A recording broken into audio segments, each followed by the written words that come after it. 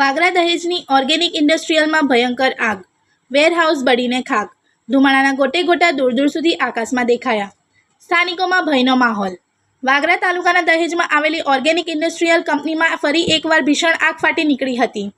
કંપનીના વેરહાઉસમાં લાગેલી આ આગ એટલી વિકરાળ હતી કે તેના ધુમાડાના ગોટે ગોટા દૂર દૂર સુધી આકાશમાં જોવા મળ્યા હતા, જેના કારણે સ્થાનિકોમાં ભયનો માહોલ ફેલાયો હતો. સદનસીબે આ ઘટનામાં કોઈ જાનહાનિના અહેવાલ સામે આવ્યા નથી. પ્રાથમિક માહિતી મુજબ આગ કંપનીના વેરહાઉસમાં કોઈ અગમ્ય કારણોસર લાગી હતી અને જોતજોતામાં જ તેણે આખા વેરહાઉસને પોતાની ઝપેટમાં લઈ લીધું હતું. આગની ભયાનકતા જોતા તાત્કાલિક ફાયર વિભાગને જાણ કરવામાં આવી હતી.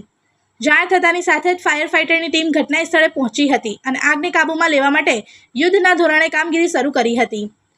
ફાયર બ્રિગેડના જવાનોએ કલાકોની ભારે જહેમત બાદ આગ પર કાબૂ મેળવ્યો હતો અને તેને વધુ ફેલાતી અટકાવી હતી.